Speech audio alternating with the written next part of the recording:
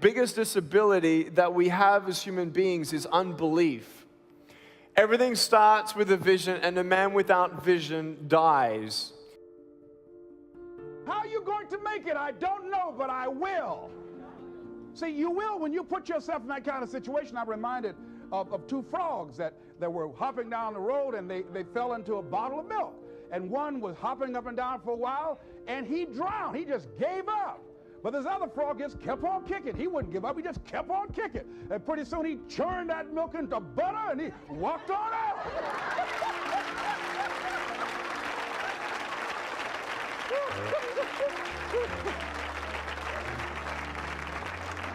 So I'm saying, when life catches you by the neck and blind slap you, whap and knock you down, I said, just keep on kicking, you know. And you can kick on out of those circumstances, whatever they are. Not be intimidated by them. Repeat after me, please. I'm going to keep on kicking. I'm going to conquer my fears. I'm never going to give up. Keep shake somebody's hand on your right and left and say, keep on, keep it on. I think I feel fear quite strongly. So it's not as though I just have the absence of fear.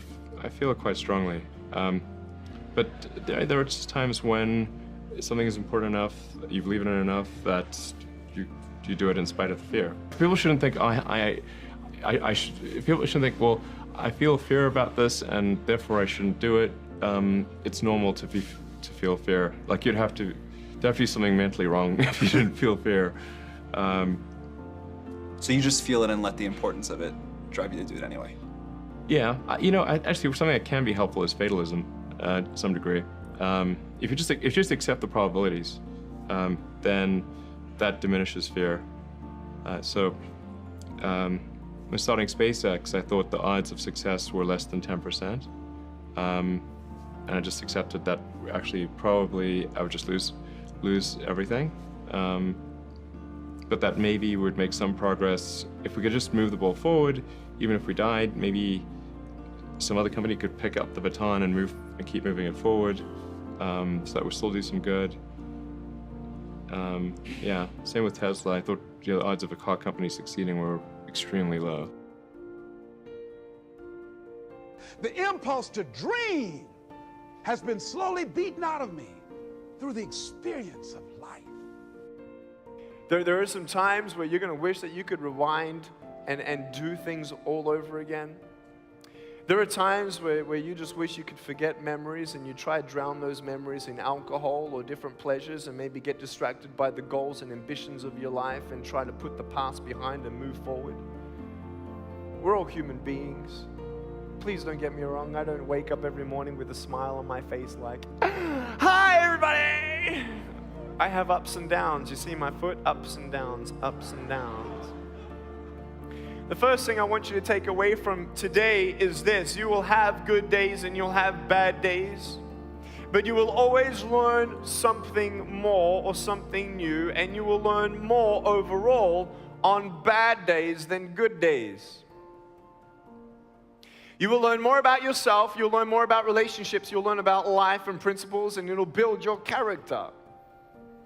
If you're a person who wants to, let's say, improve on your character of patience, let's say, don't complain when you're waiting in a line. You ain't going to grow in patience until you're put in a place to wait. It's like you go into a gym and, you walk in through the front doors and, you tell your wife or your husband, I'm going to the gym. You go into the gym and you come in 3 feet and you do a U-turn and you ride out, I went to the gym. Ain't gonna do nothing. You gotta go in there, and what are you gonna do? You gotta pick up the weights, and you exercise the muscles that you want to build. I stand before you without arms and legs, but a very strong man because of the bad days in my life. You know how it is. If you didn't go what you've gone through, you wouldn't be who you are today. And most people, ladies and gentlemen, have stopped living their dreams because of the lessons they've learned from life or things they've picked up, because we've only been born with two fears: the fear of a loud sound or the fear of falling. And all the other fears are fears we learn, fears we pick up. Whatever you're scared of, little life, the value you brought to the planet, far more important than whatever you're afraid of. You're stronger. So as we begin to look toward the future and look at what will it take for us to break through those fears, one, acknowledging the fear, knowing it's all right, some fear is healthy. Beginning to know that your dreams, your passions, your drive to achieve whatever it is you want, as it has more power and meaning, it will move you past your fears. As you begin to feel that you deserve it, your passion and goal is so strong, the fears won't matter. As you begin to trust yourself and put yourself in the situation where you have to make it happen, you will make it happen. Ladies and gentlemen, I don't believe this. I know this from my own life experience. I know that you've got greatness within you. I know that you have unlimited potential in you. I know that you have something to give to the universe that was not here before you showed up. Somebody said that life is God's gift to us, and how we live our lives is our gift to God. What kind of gift are you giving? And what kind of gift could you give if fear wasn't an issue? The only way to deal with fear that I found in my life is a couple ways. One of those ways is to turn it on itself and ask yourself, what am I afraid of? If I'm afraid of that, I gotta be more afraid of what I'm gonna miss out on, missing out on my mission, missing out on who I'm supposed to be. In other words, if you're not gonna get rid of fear, then use fear. Use fear or it uses you, it's that simple. So you gotta say, okay, what's the price if I just stay doing this? What's the price? What I need to really get scared if I learn all this and I don't follow through. That's something to be scared about. And then that fear will get you over your fear. It'll push you through. Turn fear on itself. Second way you can do it is use what you've probably heard me say, because I've used it since I was 17, is my little rocking chair test, right? I'm gonna sit myself in my rocking chair, and I'm 85 years old, and looking back on my life, and I say, I didn't do this, or I did. You can never perfect what we do. There is no way, I've never met anyone who goes, that's perfection. I mean, to an audience outside of your work, people can think that that's the only way they'd ever want to see that part played or that moment done, whatever. But as an actor, and this isn't mock humility, I think it just goes for all art forms, really. The whole point is perfection is unachievable. So it's that constant pursuit of the unobtainable, which is kind of magic, really, you know, and should keep us kind of motivated to try better. You know, it's the Beckett thing, you know, fail again, fail better. How is it different today in doing your show, late night, than it was 10 years ago?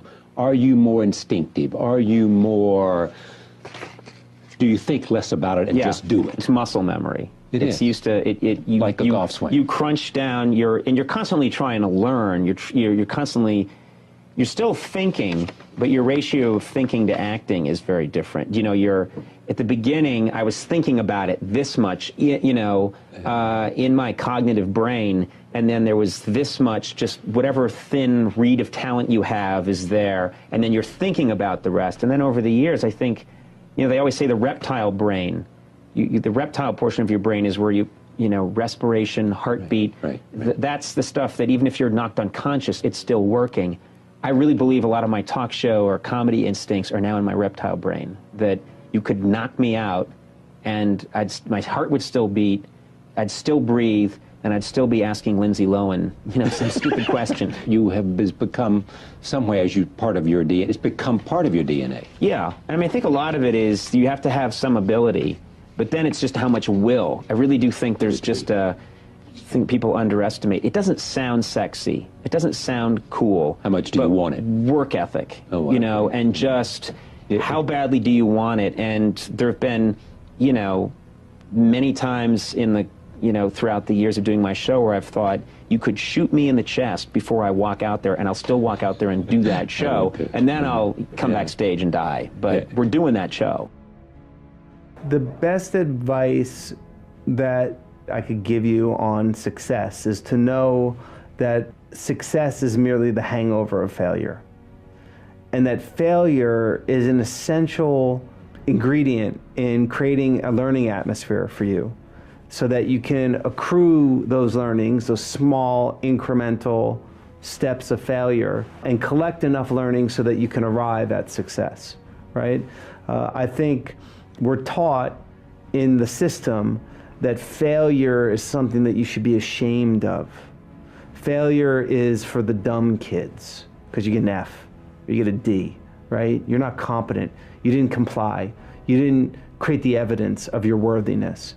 And I could tell you, as someone who's successful, right, both financially and from a wealth creation point of view, but more importantly, a wealth that matters, that success doesn't look like an A+. It doesn't look like 110 in extra credit. And failure isn't as simple as an F. And it's not always, like failure could be very gray, right? And being able to discern what you might arrive at an event or in your life where you think that, wow, I've succeeded. And you're getting the affirmation from all these outside forces. But if it's not aligned authentically with to who and what you are, it could very much feel like failure. Prepare in advance. You know the old saying, proper prior preparation saves poor performance or prevents poor performance, the 6 Ps. And so prepare your work list for the following day, the evening or the night before. The last thing you do at the end of the day is you lay out the day that's coming. The best exercise is for you to plan your entire next day as the last thing you do before coming home from work. When you plan your day the night before, your subconscious mind then goes to work on your plans and goals while you're asleep. Very often you'll wake up in the morning with ideas and insights that apply to the work of the day. Now, a major benefit of preparing your daily list the night before is that this exercise lets you sleep more soundly. A major reason for insomnia is people lying awake trying not to forget to remember everything that they have to do the following day. But once you've written down everything that you have to do on the list, it clears your mind and enables you to sleep deeply. This will help you increase your productivity throughout the whole next day of work because you'll be more relaxed and more refreshed. Performing under pressure, whether it's me or anybody else, is the same. You know, I have the same pressures as anyone else. There's time, there's performance, there's financial. I mean, there's deadlines. My pressures are not unique. The situations may be different, or but everybody has the same kinds of pressures. But what I found, or what I find fascinating, is the interpretation of the stimuli. Let me explain. So I was watching the Olympics, this last Summer Olympics, and I was amazed at how bad the questions were that the reporters would ask all the athletes. And almost always, they asked the same question, whether they were about to compete or after they competed. Were you nervous, right? And to a T, all the athletes went, no, right? And what I realized is it's not that they're not nervous, it's their interpretation of what's happening in their bodies. I mean, what happens when you're nervous, right? Your heart rate starts to go, you sort of get a little tense, you get a little sweaty, right? You have expectation of what's coming, and we interpret that as, I'm nervous. Now, what's the interpretation of excited? Your heart rate starts to go, you're anticipating what's coming, right? You get a little sort of like tense. It's all the same thing. It's the same stimuli, except these athletes, these Olympic quality athletes, have learned to interpret the stimuli that the rest of us would say as nervous as excited. They all say the same thing. No, I'm not nervous. I'm excited. And so I've actually practiced it just to tell myself when I start to get nervous that this is excitement. Yeah. And so I used to speak in front of a large audience and somebody'd say, how do you feel? I used to say, a little nervous. Now when somebody says, how do you feel? I'm like, really excited, actually. And it came from just sort of telling myself, no, this is excitement. And it becomes a little bit automatic later on. But it's kind of a remarkable thing to deal with pressure by interpreting what your body is experiencing as excitement rather than nerves. And it's really kind of effective. It makes you want to rush forwards rather than pull back, and yet it's the same experience. I told you, all of my critics, I told you all that I was the greatest of all time when I beat Sunday Liston. I told you today I'm still the greatest of all time. Never again defeat me. Never again say that I'm going to be defeated. Never again make me the underdog until I'm about 50 years old. Right. Then you might get me. But I didn't dance. I didn't dance for a reason. I wanted to make him lose all his power. I kept telling him he had no punch. He couldn't hit. He's swinging like a sissy. He's missing. Let me see your box. I hadn't started dancing yet. You can't say my legs are gone. You can't say I was tired, because what happened? I didn't dance from the second round on. I stayed on the ropes. When I stay on the ropes, you think I'm doing bad. But I want all boxers to put this in the page of boxing. Staying on the ropes is a beautiful thing with a heavyweight when you make him shoot his best shots and you know he's not hitting you. I would have gave George Foreman 2 rounds of steady punching, because after that he was mine. Making the right decisions is a one-on-one battle. Whatever majority of the crowd's doing, find your way doing the opposite. And see 9 times out of 10 how right you turn out to be. How many of you, a show of hands, how many of you have found out a way to not waste time? Show of hands. So it's simple. See, God gives us a lot of things in life, but it's a couple things he don't give us. And time is something he gives no man. That's the one thing, no matter if you look at your watch, I looked at my watch, you looked at your clock, I looked at my clock, you looked at your phone, I looked at my phone. Time slows down for no man. So the question is, how much time you gonna waste? I gave up on trying to make money years ago. I gave up on entertaining clubs years ago, 14 years, since I even thought about taking a step in anything that doesn't reflect where I'm trying to go. That's what you got to put in your head. Every decision you make, does this decision influence where I'm ultimately trying to go? Because if it does, you got to get rid of it. So these conversations that I came in and have today, I can go all day, because I love sharing the reason why people don't realize what you got to give up to become great. What sacrifices you got to make to become great. What promises you got to make to yourself to become great. Greatness ain't a thought process. Greatness is a lifestyle. It's what you live by. Given all the opportunities that are there in the world, to try and figure out the thing that actually makes you want to get up in the morning, the thing that you actually love. I just know that if I weren't lucky enough to have been given the opportunity to write a movie or a show or direct anything or produce anything, I would still go home from whatever that day job is, and I would try to do it because I love it, not because I really want to make a certain amount of money. It's great to be comfortable. It can be dangerous to be comfortable, but it's great to be comfortable. But I just feel like if you can figure out the thing that makes you tick, find that thing. And the other thing I would say, I guess, is a lot of young people, I find, are under such pressure. There's a kind of sense of it's all or nothing, which I think is really unfair, meaning I don't know if it's the media and the way things are presented, or if it's because there's so much success that is celebrated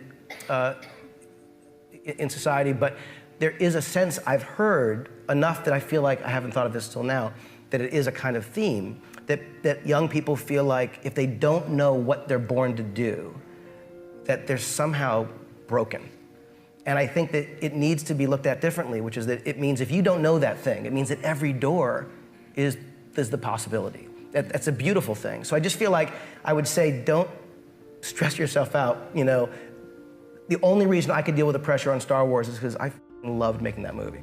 And if it didn't work, of course I would have been crushed, but I wasn't doing it because it was a job.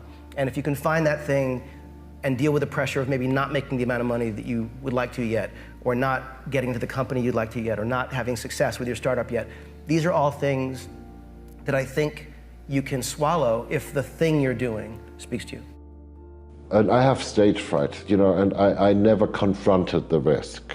Or when I did confront, I mean, Belgium, you know, 2000, year 2000, that was, you have no idea what it took them to get me to do it. No. Yes? I had a thousand excuses why not to do it. And then finally I did it, and it was,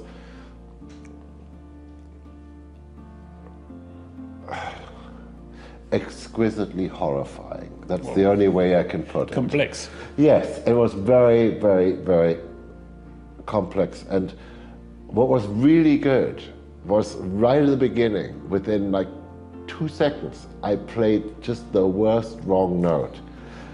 And I could either stop and cry or I could laugh, right? And it didn't kill me. And nobody else out there, nobody was throwing anything, you know, it was fine. Thank you to the people of Ghent for not killing me and giving me the courage and you know, and the absurdity. You know, you have to be able to laugh at yourself, and you have to learn how to laugh at yourself. I'm a workaholic, and it's like being an alcoholic. I just can't give it up. I've been unwell for 2 weeks, and I feel unwell, you know, so I can't go to work. Because I can't go to work, I get worse. If I sit in one place, I'm stressed. The reason I'm not fidgeting too much is because I'm unwell. Otherwise, I hate sitting in one place. Some work has to be given to me. You know, my wife and my children keep telling me that, you know, you work 20 years round the clock. Why are you doing this? I don't think I need the money. I don't think I'm greedy for more fame. I'm doing okay. I can do one film in 2 years and be happy with it. But I'm just not happy.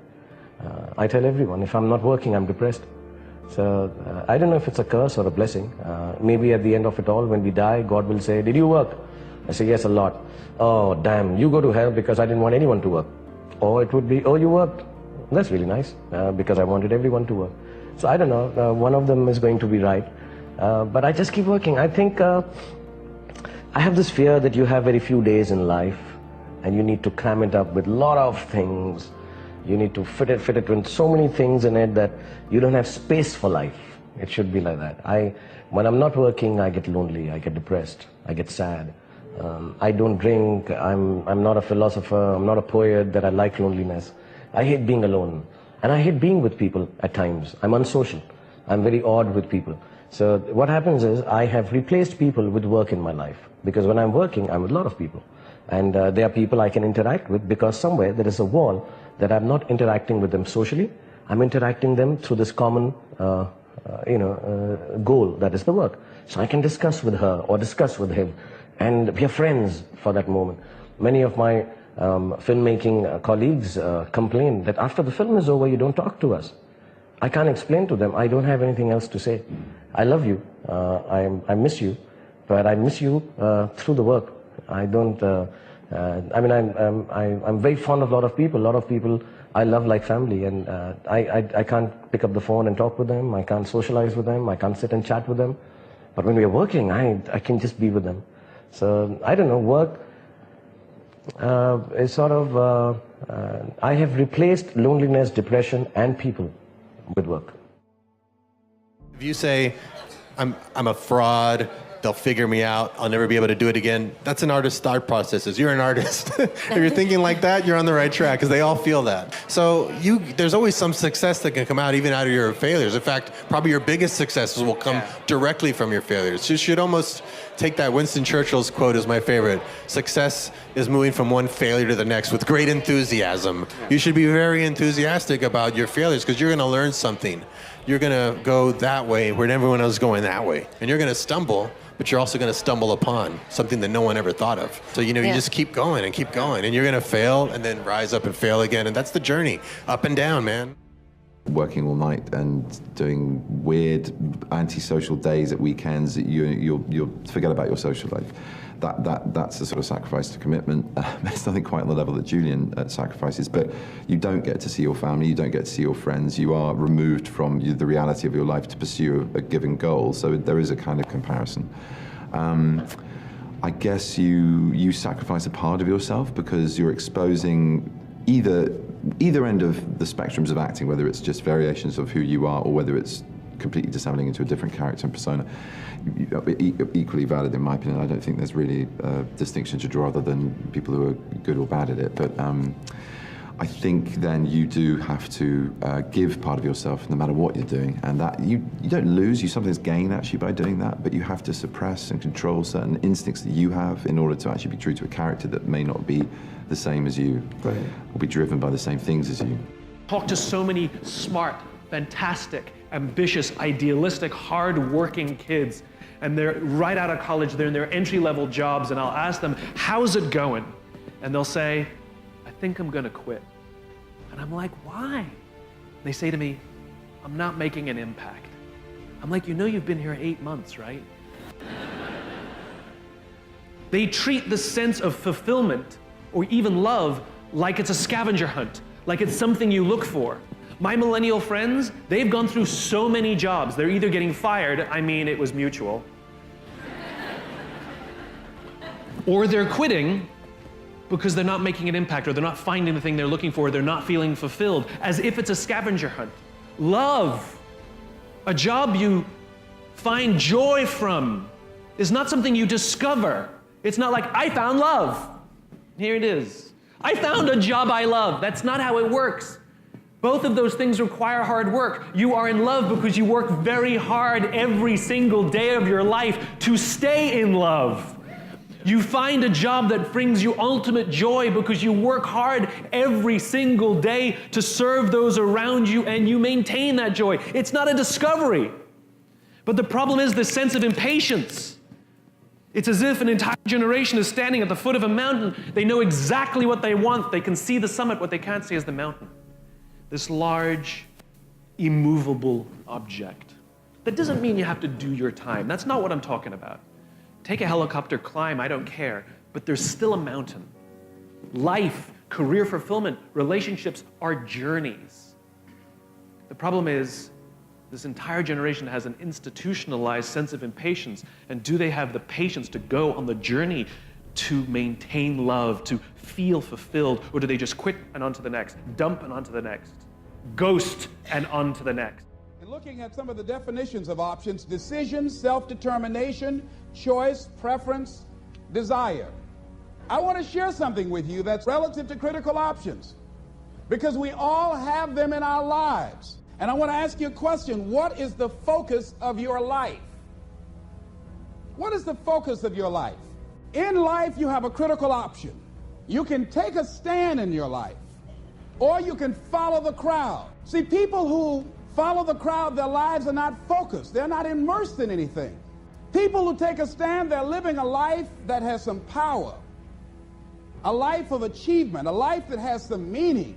People that are taking a stand in life, they are consciously involved in a process to design a life of substance.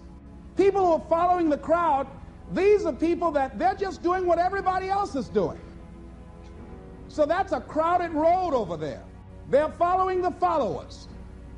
I want to talk to you about taking a stand with your life, and what are some of the things we can do that will enable us to give our lives up in a way that has some purpose and meaning, that can be real for us, that can give us a sense of fulfillment, of joy and happiness and peace of mind. See, most people are bored with life. Most people feel that life isn't worth the hassle, that life is just wearing me out. It's boring, it's monotonous. I have nothing to look forward to. Here we go again, another Monday morning. TGIF Day, thank God it's Friday. Here we go again, oh boy. You see what the man meant about many people die at age 25 and don't get buried until they're 65? Doing the same thing the same way every day, looking at these faces, just walking around. I mean, you got to be aware of these faces. They affect you, you know. Try to stay around pleasant faces, and if you have an unpleasant face, try and smile more. It's good for your health. And there's another dividend: you look better too. So, looking for a way in which we can begin to give our lives some special power. Number one, commit yourself to giving your best at all times. Now, that's not easy.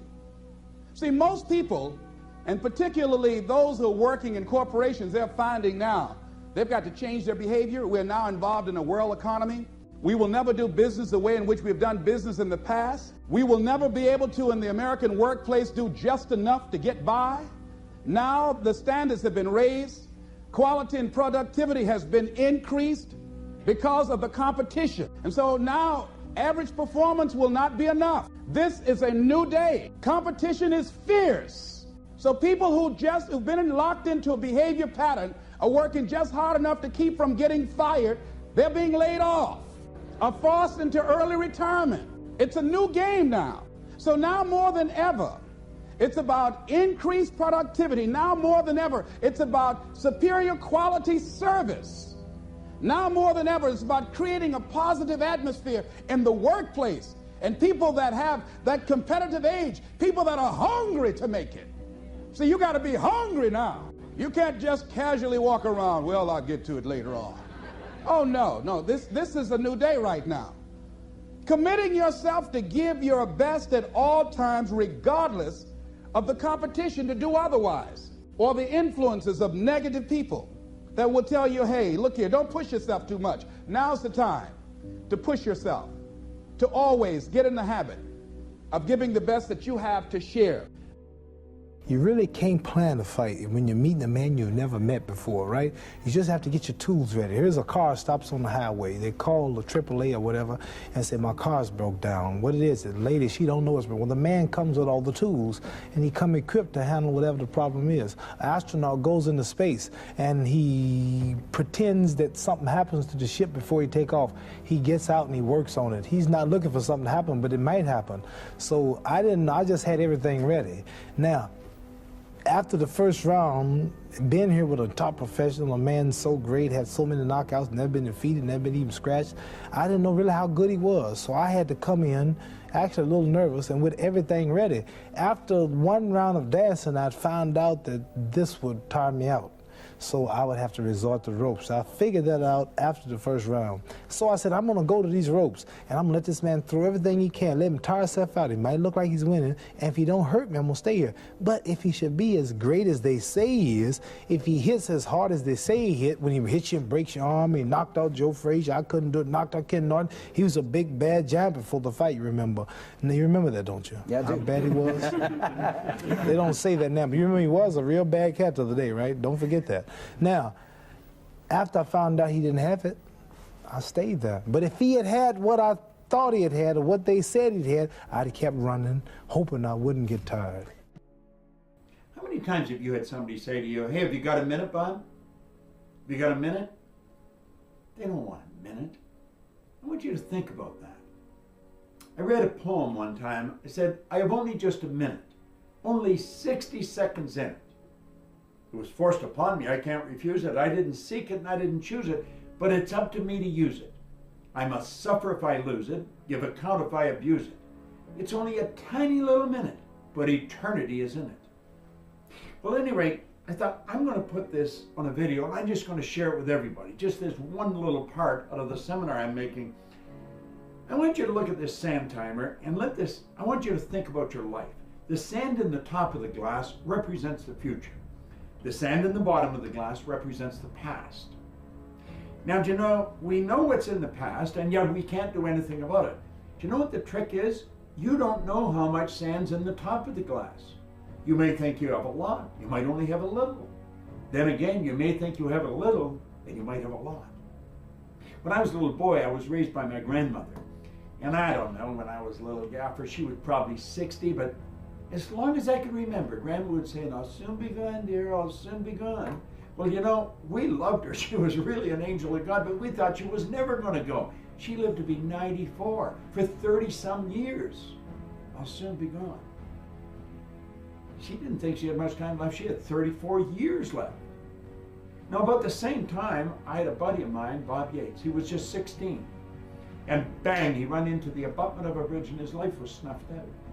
If you had asked him a half hour before how much sand he had left, he would have said at least a half a century. He didn't have a half an hour. See, the trick is we don't know how much sand we have left. The future, we don't know. The past, it's gone. Now, the only thing you can deal with is what's right here, right now. And if you look, the sand is always moving. Now, think of this. You see, I was working on that, and then I was working on a graph I've got here on my computer, and I'm thinking of the time somebody said, hey, have you got a minute? Well, they don't really want a minute. Do you know if you're earning $50,000 a year, a minute's 42 cents? A half hour is $12.50. If we take that ahead a bit, If you're earning $80,000 a year, a minute 67 cents. Half hour is $20. If you're earning $150,000 a year, you got a minute? It costs you $1.25 a minute. A half hour is $37.50. So you see, if somebody said, "You want to stop for a cup of coffee?" Well, if you're earning $250,000 a year, a minute is $2.08. Half hour is $62.50. And then, of course, you got the coffee to pay for on top of that. So you see, the point is this. This is all we've got right here, right now. We don't know how much we have left in the future, but we do know what we've got now. And I have found the people that win are the people who make up their mind they're not going to waste the minutes. They're going to be productive. They're going to make it happen every minute.